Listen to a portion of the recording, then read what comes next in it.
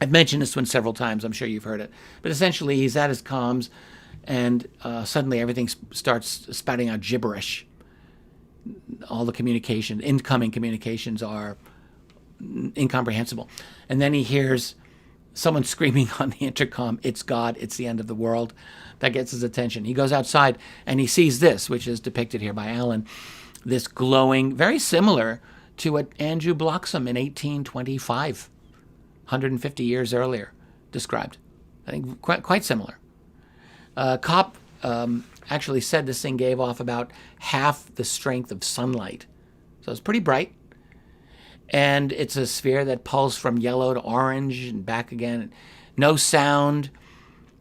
He looked at it for only about 20 seconds, and then the ship goes to general quarters or battle stations. So, and he said that he learned that weapon systems went offline. Apparently, it seems to me that all the key electronics went offline. So there's major electromagnetic interference by this thing of a United States aircraft carrier, nuclear-powered aircraft carrier. And this is U.S. power projection, and it's totally shut down for almost a half an hour. So that was that. I mean, just an amazing story. He had a lot to say about this. By the way, I communicated with another former Navy man who I know. I've discussed this case with him. And he, on his own, began digging into this particular story. And he did locate, he wasn't on the ship at that time. He was too young for that. But he did locate several other shipmates at the time who did confirm what they saw. So it's really one of the more dramatic USO incidents, I would say, involving the Navy. You've got, I think, credible witnesses. You've got multiple systems affected here, and a very clear effort to suppress the discussion. Kopp mentioned how the ship's captain went on the intercom a few days later to just remind everyone that certain things that happen on board a Navy vessel are not to be discussed. This case still gives me chills, I gotta say. This is an image of the general region. You can see it's just filled with jungle. We're in the northern Brazilian state of Pará. This is dense jungle, rivers. You've got little towns scattered throughout.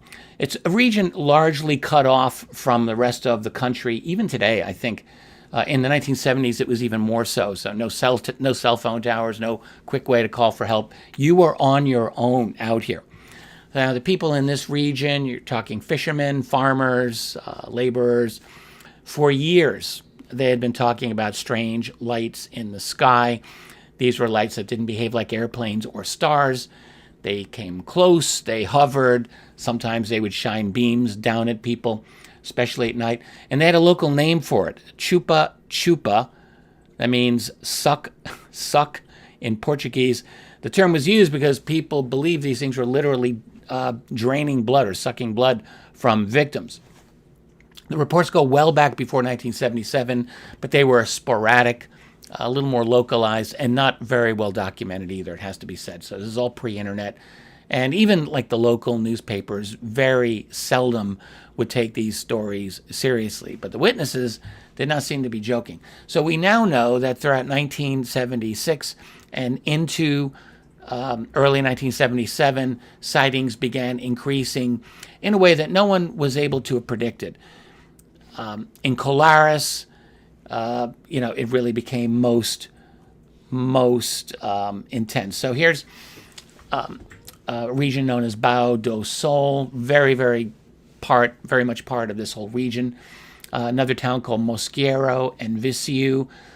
So you had fishermen there. We're talking 1976 and into 77, begin reporting strange lights appearing low over the water and in the rivers leading out to the ocean. These little glowing orbs that would hover just above the water, move over their boats sometimes, low over the boats. Men would report feeling dizzy or nauseous. A few of them said their skin would feel warm afterward, even though they had not been exposed to any direct sunlight or any source of heat that they were aware of. One or two of these people went to local clinics at the time. They had symptoms that actually baffled their doctors, apparently. Very pale skin, sudden anemia, a kind of exhaustion that would stay for several days. But these were isolated cases at the time. They were kind of scattered, and no one was yet recognizing them as part of a larger pattern. All of the authorities who looked at it just basically dismissed it as a kind of rural superstition, like their version of swamp gas. And to be fair, there wasn't yet any kind of formal structure to investigate these things. There was no centralized UFO reporting in Brazil. There were no ufologists on the ground. So you really just had a situation of villagers just trying to make sense out of something that was becoming increasingly bizarre to them. So by May of 1977, apparently these events were escalating in the town of Viseu. I'm sure I'm not pronouncing this right. I never pronounce anything Portuguese correctly. Never been able to do it. But anyway, Viseu is a small town east of Colares, very close by. There was a cyclist. He's coming home at night, and he said he was pursued by some kind of red light that hovered above him for about 30 seconds. The next day, his skin showed what looked like mild burns along the back of his neck and arms.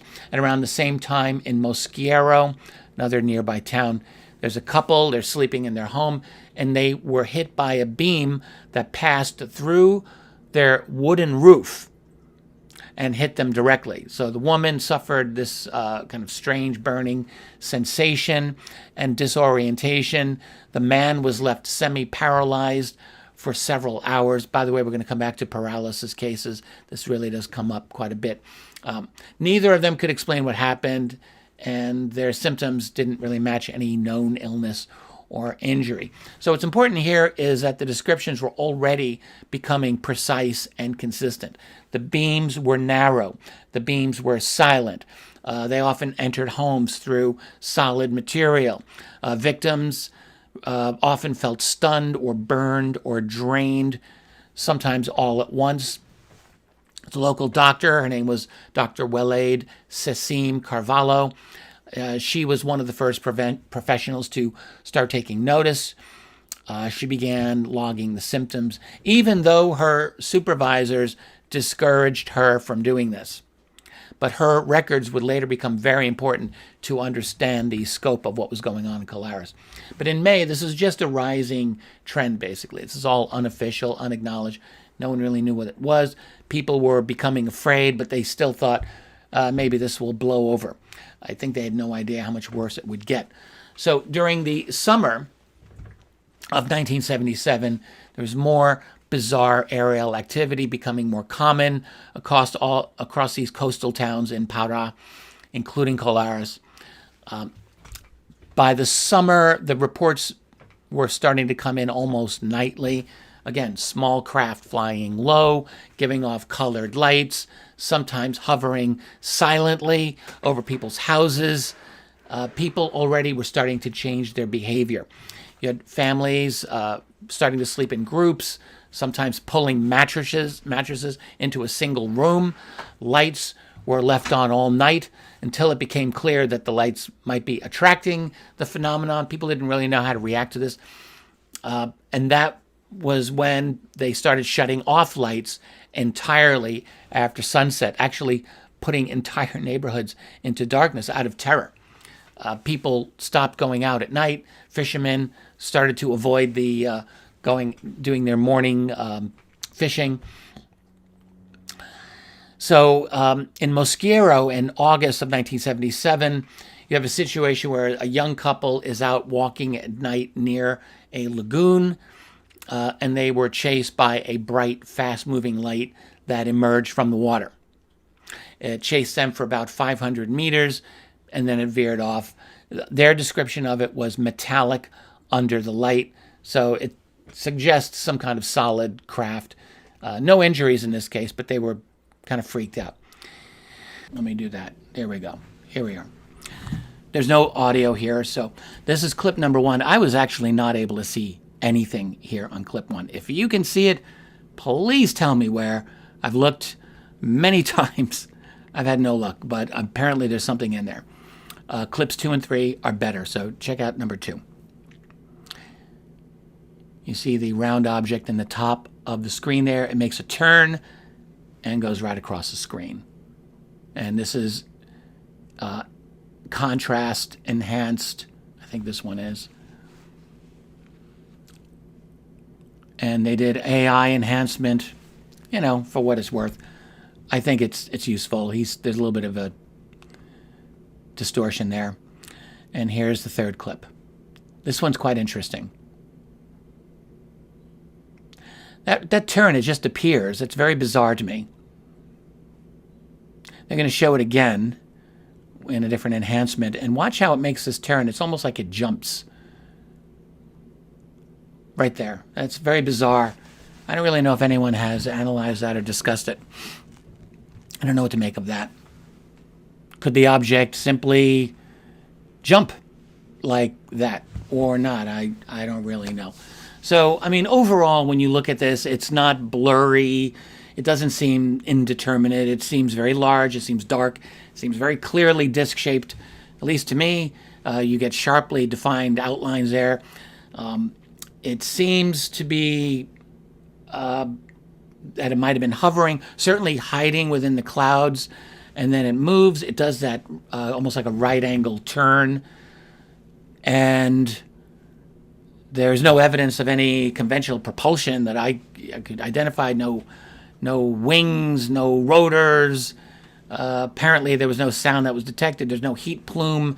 It didn't seem to behave like a balloon. It didn't seem to behave like a drone that I am aware of, or any kind of known aircraft. So it's not surprising that some people are calling it a disk hiding in the clouds. That's what Jeremy has said. And allegedly, he said he found this in a classified military document. I say allegedly. I believe him, but I say allegedly because that document is not available.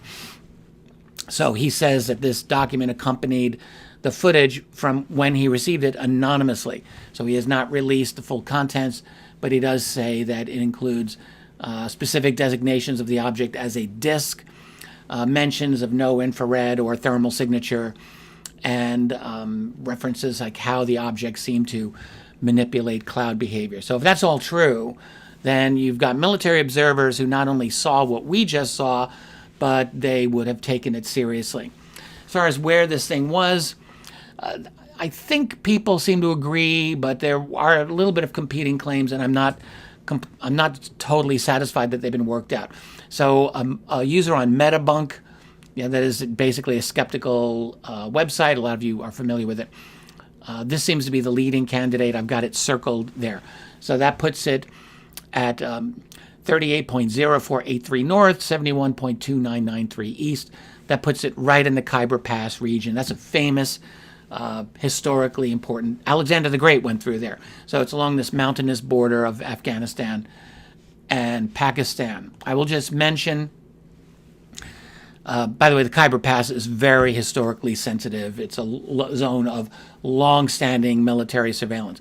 But there was another source, and I don't know if he's right or not. It was a YouTube comment, but it was very involved and pointed, saying that the metadata suggested this location a little further southeast near Sialkot inside Pakistan. The first one was just inside the Afghanistan border. This would place it in Pakistan. And of course, that would be right near the border with India. That's a flashpoint as well. Like, both of these areas are definitely important. If it's in the southeastern one, that brings India into the picture. Although the northern Khyber Pass site, which seems to be the agreed upon, most people seem to think that's it. That gives you images of, U.S. surveillance of Taliban movements. In 2020, when this was allegedly taken, the U.S. was still in Afghanistan. And so you've got possible, Taliban observation, counter-terrorist observations, who the hell knows. And then you've got China potentially in the picture. In the north part of that map, that's China. And there's something called the China-Pakistan Economic Corridor. So, and China had a recent war, or at least a border clash with India in 2020. That would bring the area a little further south. There's just a lot of players in this area, is what I'm saying. I don't really know which metadata is correct. I suppose we can go with the north Western one for now. But, and then, you wonder, given the terrain, given all the border politics, is it possible that the exact coordinates were deliberately withheld or altered to protect the sources and methods? You really have to wonder about all of these things. I just don't know.